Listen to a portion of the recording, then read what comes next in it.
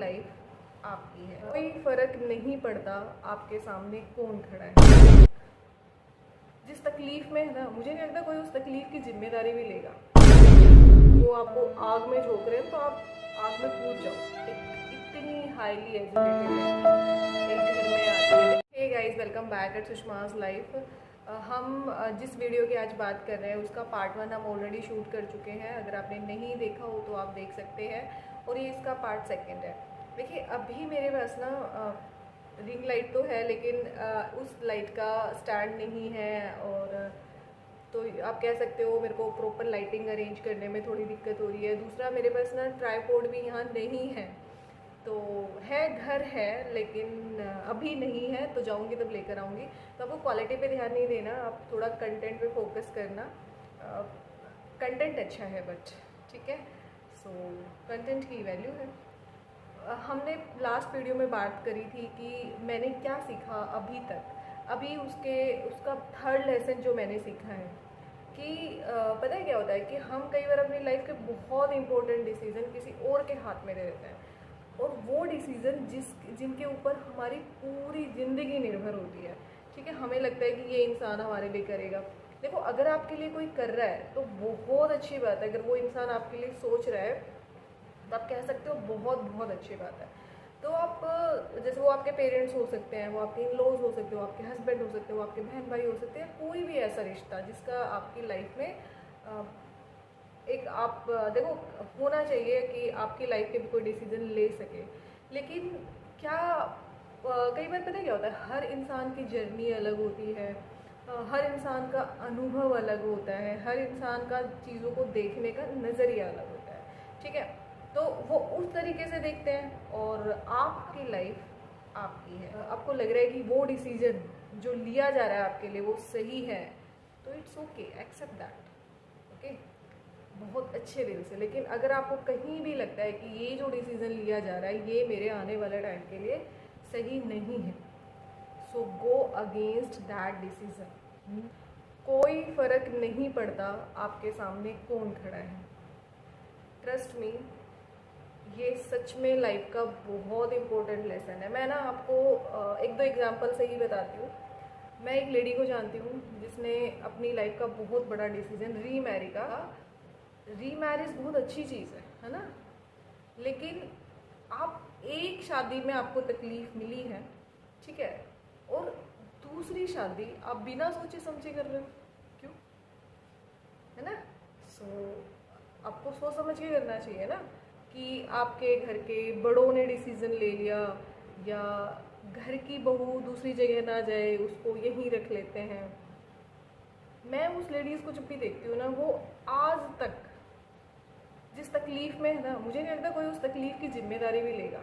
ठीक है, तो मुझे ये लगता है कि यार अपने लिए ना बोलना चाहिए। अब क्या ही फ़ायदा आप शिकायत करते रहो कि मेरे साथ ऐसा कर दिया, वैसा कर दिया। ठीक है, remarriage is a good thing, और ये होना चाहिए अगर किसी के साथ परिस्थितियाँ विपरीत हैं, चाहे वो लड़का हो चाहे लड़की हो। लेकिन किसी के साथ भी ये गलत है ना।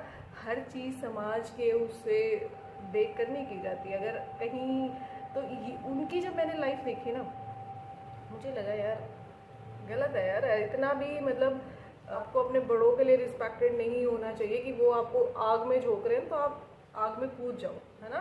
तो आपको थोड़ा सा समझना चाहिए कि क्या क्या ये चीज़ मेरे लिए सही है।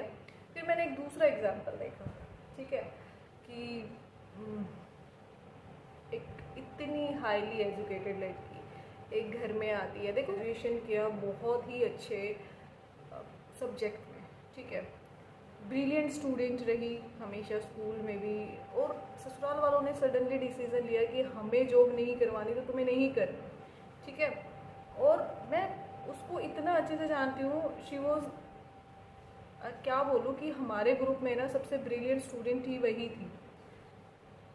मतलब इतना हाईली क्वालिफाइड होते हुए घर वालों की मान के उसने अपना जॉब कि ठीक है घर वाले एग्री नहीं कर रहे तो जॉब नहीं करनी। फिर बेटा हो गया, चलो ठीक है, बेटे के साथ लाइफ स्पेंड करते हैं, लेकिन फिर भी लोगों को सब्र नहीं है ना।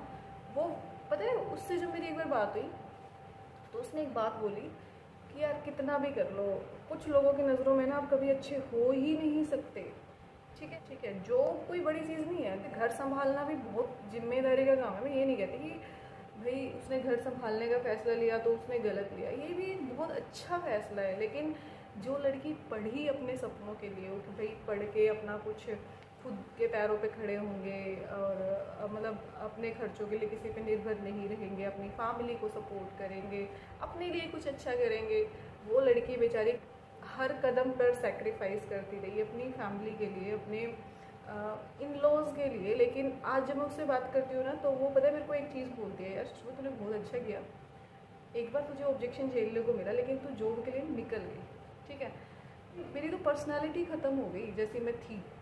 तो पता है फैमिली हमारे लिए फर्स्ट प्रायोरिटी है, वो है। लेकिन अगर आप बाहर निकलना चाहते हो, जॉब करना चाहते हो, तो आप किसी का मर्डर तो नहीं कर रहे ना, कुछ गलत तो ऐसा नहीं कर रहे ना।